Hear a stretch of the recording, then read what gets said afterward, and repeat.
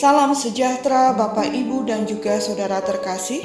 Tema renungan kita pada hari ini, berani berjumpa, berani berubah.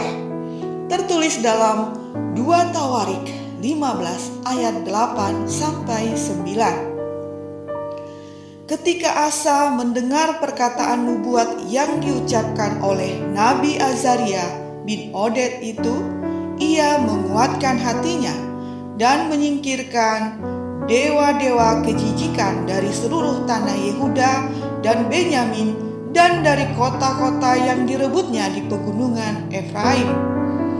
Ia membaharui mezbah Tuhan yang ada di depan balai bait suci Tuhan. Ia mengumpulkan seluruh Yehuda dan Benyamin dan orang-orang Efraim, Manasye dan Simeon yang tinggal di antara mereka sebagai orang asing. Sebab dari Israel banyak yang menyeberang memihak kepadanya ketika mereka melihat bahwa Tuhan Allahnya beserta dengan dia. Dulu ada seorang pemuda yang memiliki kekasih hati. Meski kedua pemuda-pemudi itu hidup saling cinta, tidak jarang mereka berselisih paham. Relasi mereka juga mengalami putus sambung. Pernah ketika mereka tinggal di negara yang berbeda, memutuskan untuk menyudahi relasi yang telah berumur 6 tahun. Dalam bulan-bulan menjomblo, keduanya sama-sama menderita, terluka, dan melukai. Hingga akhirnya si pemuda merasa bahwa ia harus bertanya lagi kepada kekasihnya itu, apakah ia masih bersedia menjalin relasi kembali. Si pemudi menjawab tidak lagi. Namun percakapan itu terjadi via teks pesan di HP.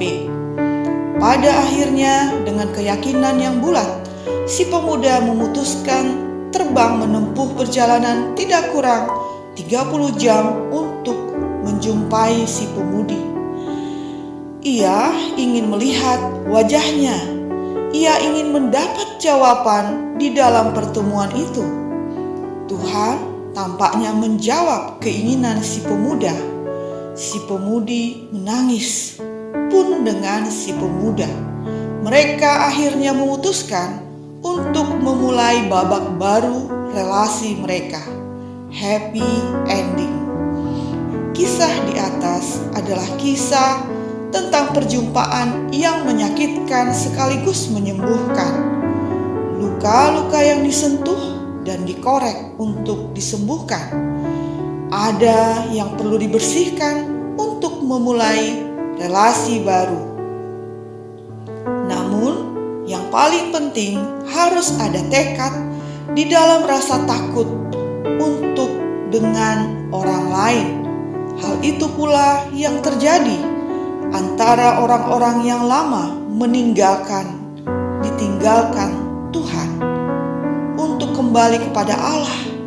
Mereka perlu bersih-bersih hati, bersih-bersih kota, menyingkirkan apa yang tidak dikehendaki oleh Tuhan.